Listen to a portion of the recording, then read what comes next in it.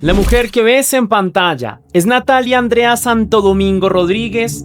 En la mañana del 9 de enero de 2025 llamó a su madre desde Cajicá y le dijo que viajaría hasta Tocancipá para mirar un apartamento. Era aproximadamente las 6 de la mañana. Esa fue la última conversación confirmada con su familia, porque unas 8 horas después, Natalia fue encontrada sin vida dentro de una habitación cerrada de su propia vivienda, acompañada únicamente por las 2 perritas que habían quedado encerradas con ella. Sus 2 teléfonos celulares ya no estaban y tampoco apareció una suma de dinero que, según sus familiares, guardaba en la casa. Esta es la historia de Natalia Santo Domingo, la historia de una mujer trans que construyó su vida entre Pacho, Chía y Cajicá, y de una investigación que tardó meses en ponerle nombre al hombre que presuntamente la asesinó. Pero sobre todo, es la historia de las horas que todavía permanecen incompletas entre una llamada hecha a las 6 de la mañana y un hallazgo ocurrido a las 2 de la tarde. ¿Qué pasó dentro de aquella casa cuando Natalia creyó que todavía tenía todo el día por delante? Antes de iniciar, quiero enviar un saludo especial y cósmico a Madeline, que me escribió: muchas gracias por informarnos lo que sucede allá afuera, aunque sea muy terrible y penoso. A ti, Madeline, gracias por verme, gracias por estar aquí, por disfrutar de mi trabajo, por estar de alguna manera dispuesta a colaborarme. Te envío un fuerte abrazo y te deseo lo mejor del mundo. También quiero saludar a Clara Linares, que me escribió: gracias, Clara, a ti gracias por estar en la comunidad, por ver estos casos, por apoyarme por alguna manera sin que lo sepas o sabiéndolo, no sé. Me motivas muchísimo a seguir creando contenido con la mayor calidad posible. Y por último, quiero saludar a la Jacinta, que me escribió: gracias, muchísimas gracias a ti por verme, por estar aquí en la comunidad, por disfrutar de estos casos. Finalmente es para ustedes, la audiencia, que yo trabajo con tanto ímpetu, y que reconozcas con tu donación me parece enormemente feliz, me haces completamente agradecido. Y recuerda que si tú quieres ser saludado para un próximo video, lo puedes hacer de 2 maneras distintas. La primera es con el botón de super gracias, que se ubica allí abajo, justo al lado del botón compartir, o también vía PayPal, ya que tienes el link en la descripción de este video, y sabes que si lo haces de cualquiera de esas 2 maneras, recibirás un agradecimiento personalizado de mi parte para un próximo video. Sin más, continuemos con el caso. Natalia creció en Pacho, un municipio del noroccidente de Cundinamarca, rodeado por montañas y conectado con la sabana de Bogotá, mediante carreteras que atraviesan zonas rurales. Años después, se trasladó hacia Chía y Cajicá, donde, según contó su hermana, encontró un entorno en el que podía desarrollar con mayor tranquilidad su proceso de transición y construir una vida coherente con la identidad que había afirmado. La información pública sobre su infancia y juventud es limitada. No existen razones para rellenar esos vacíos con escenas falsas. Lo documentado muestra a una mujer profundamente vinculada con su madre, Luz Marina Rodríguez Palacios, y con sus hermanos Diana Marcela y Jimmy Fernando, quienes se convertirían después en las voces más persistentes de la exigencia de justicia. Para su familia, Natalia no era una figura pública ni un nombre asociado a una estadística. Era una hermana descrita como excepcional, servicial y cercana, una persona a la que podían acudir y cuya presencia estaba integrada en la vida cotidiana de la casa. Diana recordaría que su madre comenzó a llorar desde el día del asesinato y que el paso de los meses no disminuyó aquella ausencia. Esa descripción resulta importante porque devuelve a Natalia a un lugar distinto al de la escena del crimen. Antes de ser una víctima examinada en informes forenses, fue una hija que llamaba a su madre temprano, una hermana que mantenía contacto con su familia y una mujer cuyos planes eran conocidos por las personas cercanas. Las fuentes no coinciden en la edad exacta de Natalia. El boletín oficial de la Fiscalía General de la Nación, publicado después de la captura, la registró como una mujer de 43 años, mientras varias notas periodísticas difundidas en julio de 2026 señalaron que tenía 33. Al no existir acceso público al registro civil o al expediente completo que permita resolver la diferencia, mantendré como referencia principal el dato de 43 años entregado por la Fiscalía. Natalia se trasladó a la Sabana Centro en busca de un lugar donde pudiera vivir con mayor libertad. Su vida en Cajicá estaba vinculada con la vereda Canelón, una zona rural situada fuera del núcleo urbano más concurrido del municipio. Allí se encontraba la vivienda en la que fue hallada.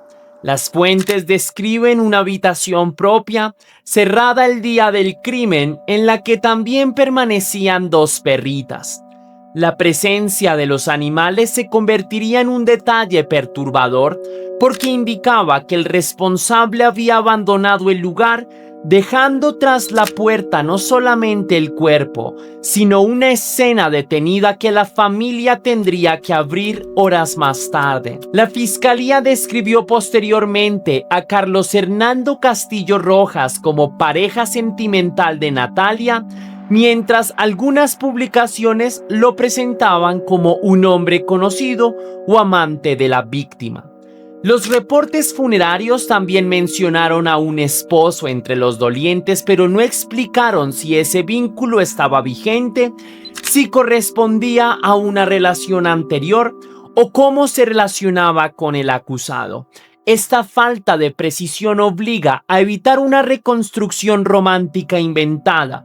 Lo confirmado es que Castillo conocía a Natalia y tenían un vínculo sentimental, y la Fiscalía considera que este vínculo íntimo será relevante para comprender el crimen. Aquella relación se volvería una pieza central meses después, cuando el abogado de la familia sostuvo que el conflicto pudo surgir porque un vínculo no continuaría y porque existían envidias o animadversiones contra Natalia.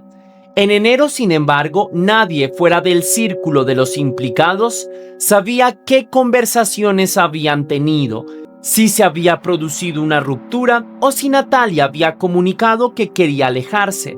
La historia pública comenzaba con una mujer que planeaba mirar un apartamento en Tocancipá y terminaba pocas horas más tarde con una puerta cerrada. Entre ambos momentos había un vacío y alguien dentro de la vida de Natalia conocía la respuesta. En los días anteriores al 9 de enero, Natalia habría dicho que estaba recibiendo amenazas.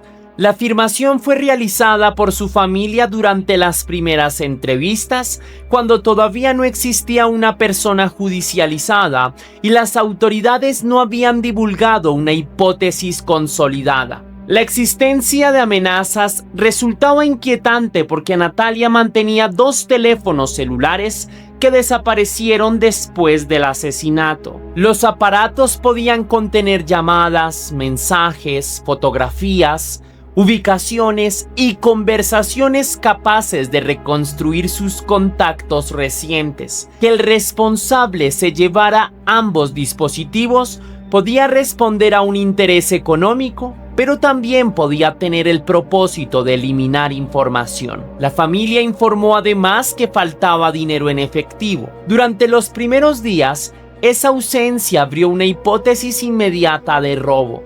Una persona podía haber ingresado para apoderarse de las pertenencias y atacado a Natalia cuando ella lo descubrió o intentó resistirse. No obstante, la intensidad de la violencia planteaba desde el comienzo una contradicción.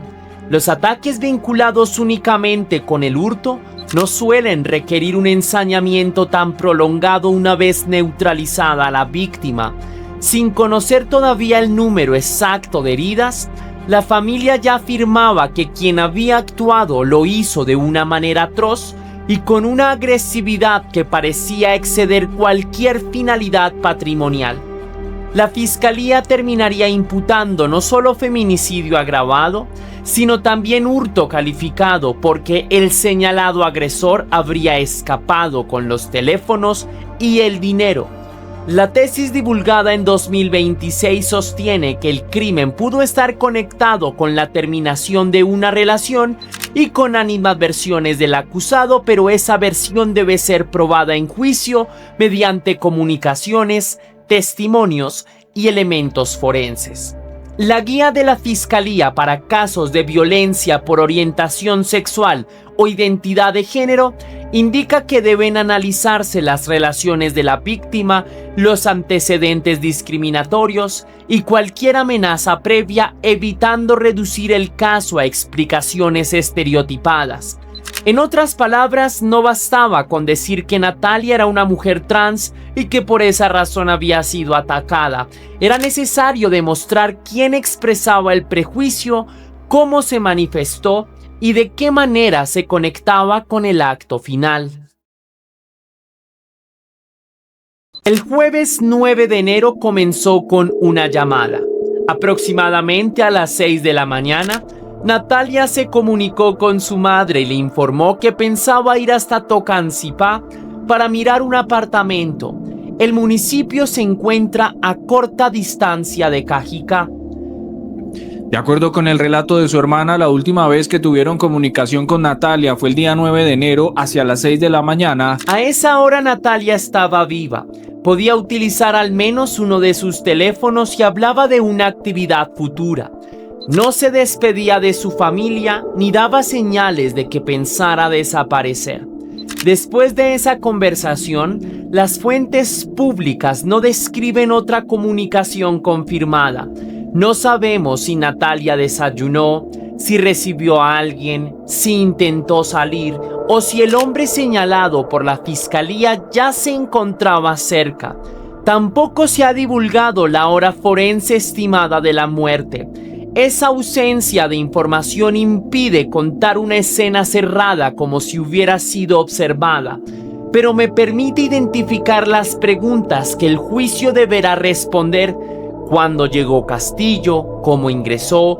¿Cuánto tiempo permaneció? ¿Y qué ocurrió antes de que apareciera el arma? La fiscalía afirma que el procesado era pareja sentimental de Natalia. Si esa relación le permitía entrar con normalidad en la vivienda, la ausencia de señales de acceso forzado no sería sorprendente. La tesis divulgada por el abogado de la familia señala que el crimen pudo originarse porque la relación no iba más. Si Natalia estaba considerando mudarse, la visita a un apartamento de Tocancipá podría parecer compatible con un cambio personal. La investigación tendrá que demostrar si Castillo conocía aquel plan, si discutió con Natalia por la posibilidad de una separación o si el apartamento tenía alguna relación con el conflicto. En algún momento posterior a la llamada, según la acusación, Natalia fue atacada dentro de la vivienda. La fiscalía describió una violencia excesiva y desmedida, ejecutada con un arma cortopunzante. El agresor no produjo una sola lesión durante un forcejeo breve. El número revelado después, 68, muestra una acción repetida que debió prolongarse más allá del instante necesario para causar la muerte. No se ha informado si Natalia realmente hizo algo en contra de este sujeto antes de la agresión. La fiscalía ha mencionado que hay efectivamente un ocultamiento de evidencias en reportes recientes. Después de la agresión, el hombre señalado habría tomado los 2 teléfonos y el dinero, luego salió y emprendió la huida. En la habitación quedaron, como les comentaba, Natalia y sus perritas separadas del resto de la vivienda por una puerta cerrada. Durante las horas siguientes, quien pasara por el lugar podía creer que ella había salido hacia Tocancipá o que se encontraba ocupada en su espacio privado. El día continuó afuera, pero dentro de esa habitación el tiempo ya se había detenido. Alrededor de las 2 de la tarde, familiares de Natalia llegaron o se acercaron a la habitación y encontraron la puerta cerrada. Diana relató que ingresaron y hallaron a Natalia sin vida y a las 2 perritas encerradas junto al cuerpo. El responsable había abandonado la escena sin liberar a los animales y sin informar a nadie de lo ocurrido. El cuarto de ella estaba cerrado y que él entró, abrió el cuarto y la encontró muerta. Estaba encerrada, mi hermana la dejaron encerrada con 2 perritas que ella tenía. El hallazgo convirtió una mañana de aparente normalidad en una emergencia. La familia pasó de pensar que Natalia podía estar mirando un apartamento a contemplar una escena de violencia dentro del lugar que debía protegerla.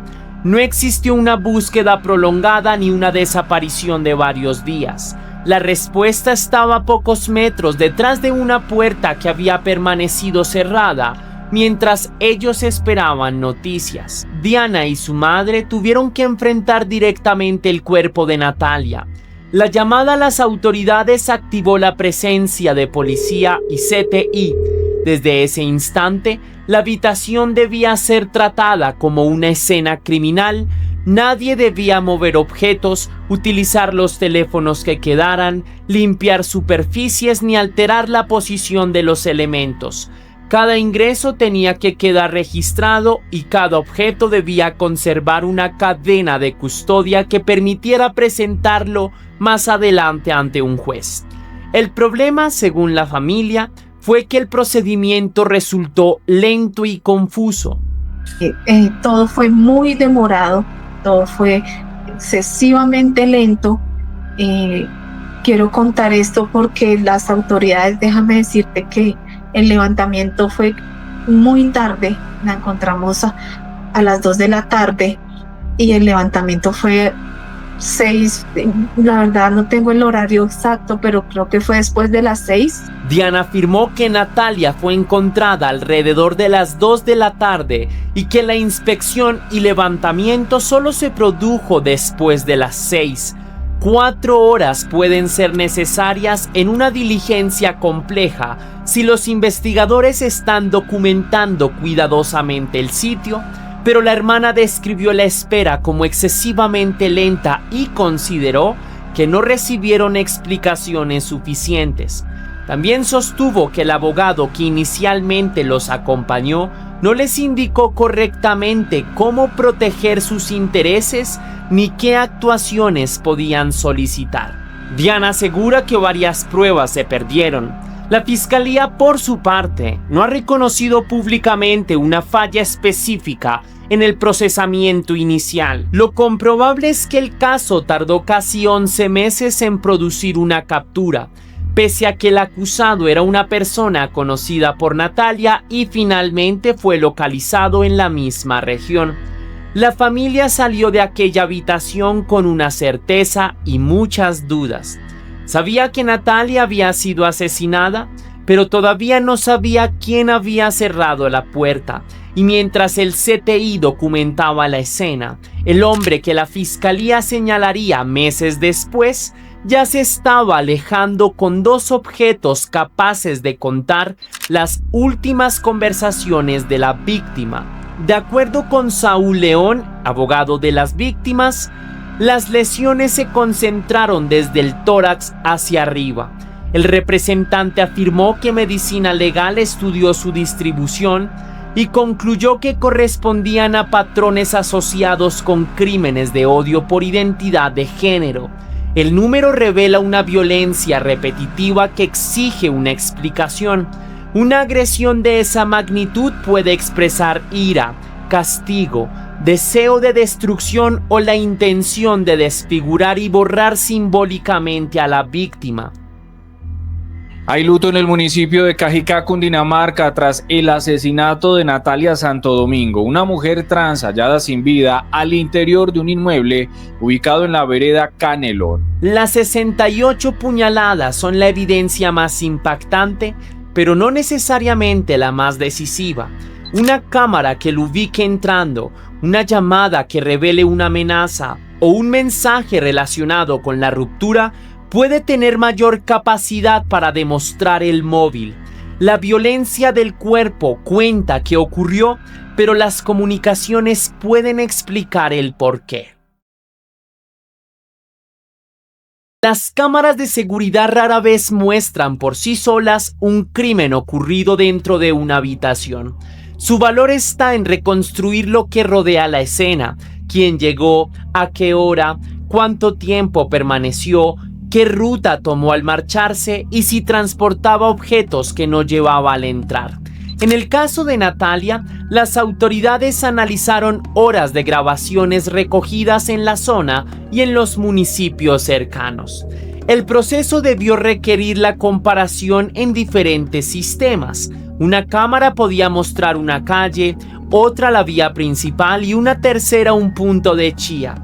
Los investigadores necesitaban unir fragmentos y verificar que la persona observada fuera la misma.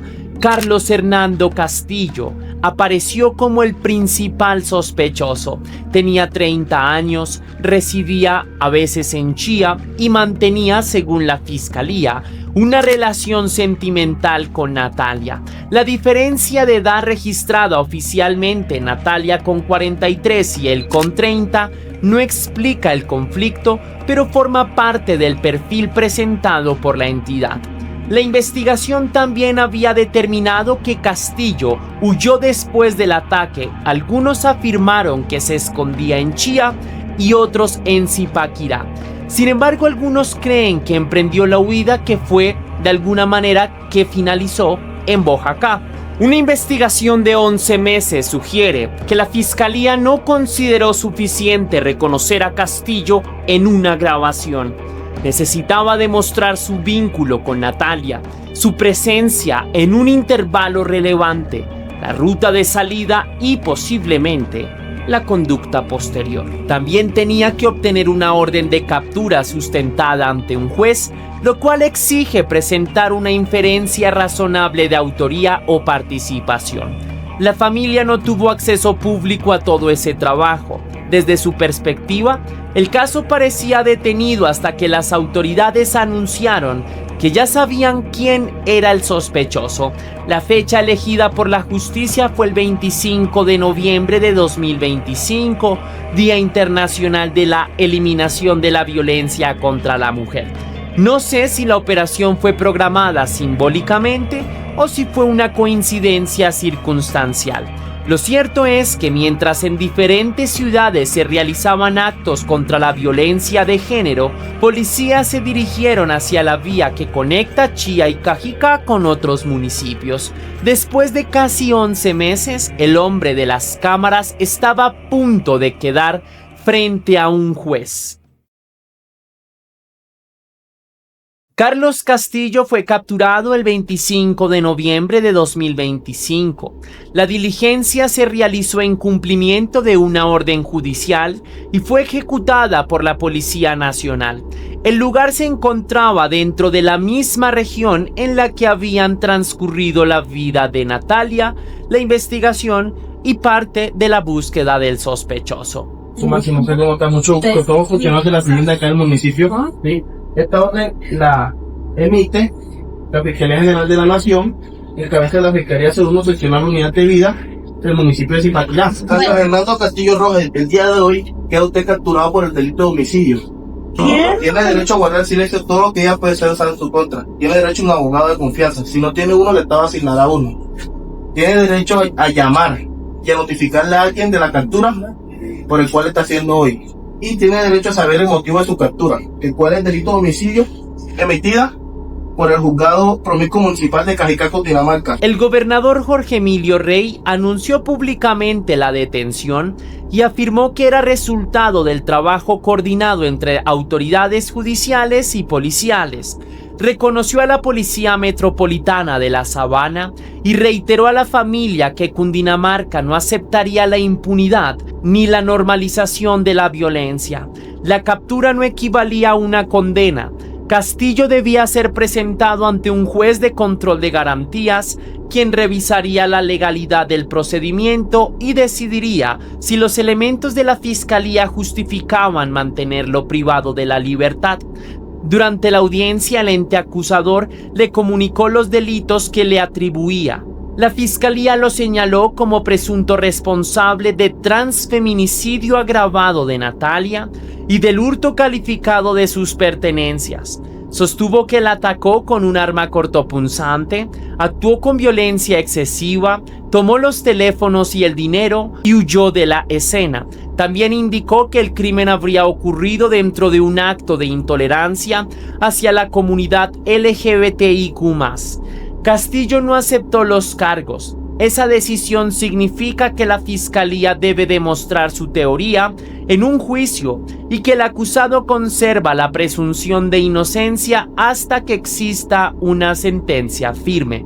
El juez consideró suficientemente graves los elementos presentados y ordenó una medida de aseguramiento en centro carcelario. La finalidad de esa medida no es castigar antes de la condena, sino proteger el proceso, evitar una posible fuga y responder al riesgo evaluado por el funcionario judicial. Castillo pasó de vivir libremente en la sabana a esperar desde prisión las siguientes audiencias. Para la familia la noticia produjo alivio, pero no cierre. Diana había pasado 11 meses pidiendo que investigaran y ahora tenía frente a sí un acusado que negaba los cargos. El proceso apenas comenzaba y cada prueba que parecía contundente en un titular tendría que sobrevivir al interrogatorio de la defensa. Las cámaras podían situar a Castillo en los alrededores, pero la fiscalía debía explicar el ataque dentro de la vivienda. La captura respondió quién estaba bajo sospecha, pero todavía no responde qué había sucedido exactamente entre la llamada de las 6 de la mañana y la puerta cerrada donde ocurrió el crimen. La fiscalía sostiene que Carlos era pareja de Natalia y que se encontraba vinculado con su entorno íntimo. Esa cercanía explicaría por qué podía aproximarse sin despertar la misma alerta que un desconocido. Creen que el crimen se habría originado porque una relación habría terminado y por sentimientos de envidia del acusado en contra de Natalia, lo que convierte el caso en un posible transfeminicidio. Pero sí deseo de todo corazón que la muerte de mi hermana no vaya a quedar impune, porque la mataron de una manera muy atroz, se ensañaron con ella y mi hermana era una persona muy buena. 21 de julio de 2026, la fiscalía hizo pública una alerta. Carlos Castillo Rojas podía solicitar la libertad por vencimiento de términos si el juicio oral no se instalaba antes del 20 de septiembre.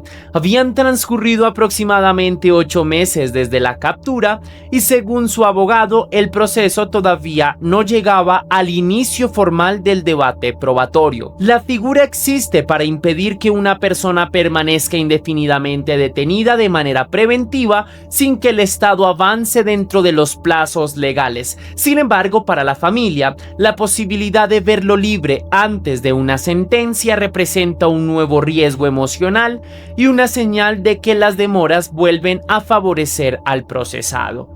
Espero que este caso sirva en memoria de Natalia y sea lo que sea la verdad, llegue a una justicia ejemplar. En memoria de Natalia Santo Domingo y en respeto a todos sus familiares.